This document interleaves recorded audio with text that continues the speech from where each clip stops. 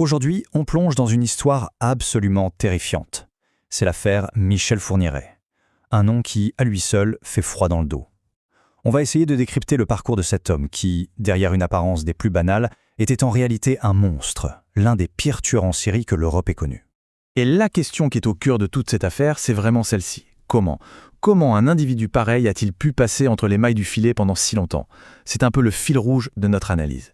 Alors, pour comprendre cette histoire, ce qui est assez fou, c'est qu'il faut commencer par la fin, par une erreur, une maladresse presque ridicule qui va finalement tout changer. On est donc en Belgique le 26 juin 2003. Un homme de 61 ans, un certain Michel Fourniret, tente d'enlever une adolescente. Sauf que, elle ne se laisse pas faire, elle se débat, elle résiste, et son plan foire complètement.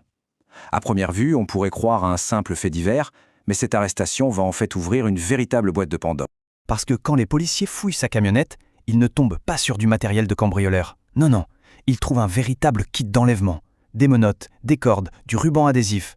À ce moment précis, ils comprennent qu'ils n'ont pas affaire à un petit délinquant, mais à quelqu'un de bien plus dangereux. L'enquête aurait pu s'arrêter là, ou en tout cas prendre beaucoup de temps. Mais il va y avoir un élément déclencheur. Une personne qui va tout faire basculer. Monique Olivier, la femme de Fourniret. Face aux enquêteurs, elle finit par craquer. Et ce qu'elle raconte est tout simplement effroyable. Elle décrit un duo, un pacte criminel. Lui, c'était le chasseur, et elle était l'appât, la rabatteuse comme on l'a appelée. Son rôle était absolument essentiel. C'est elle qui mettait les jeunes filles en confiance, qui les rassurait pour que Fourniret puisse les enlever sans éveiller le moindre soupçon. Pour se justifier, elle parlera d'une emprise psychologique totale, d'une domination qui la paralysait. C'est une phrase glaçante qui montre toute la complexité de cette dynamique entre eux, un mélange de soumission et de complicité active dans l'horreur. Grâce à ces aveux, les enquêteurs commencent à remonter le fil du temps. Et là, ils réalisent que le couple n'agissait pas depuis quelques mois, ni même quelques années. Non, on parle de décennies de crimes. Et le pire dans tout ça, c'est que Michel Fourniret n'était pas du tout un inconnu des services de police. Loin de là. Sa première condamnation remonte à 1966 pour des agressions sexuelles.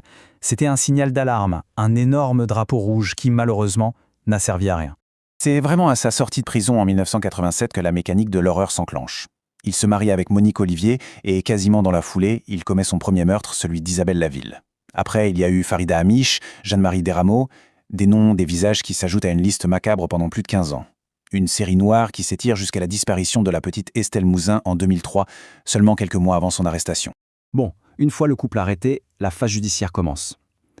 Et elle va être à l'image du personnage, tortueuse, manipulatrice et incroyablement douloureuse pour les familles des victimes. Devant les tribunaux, Fourniret ne montre aucun remords. Au contraire, il joue.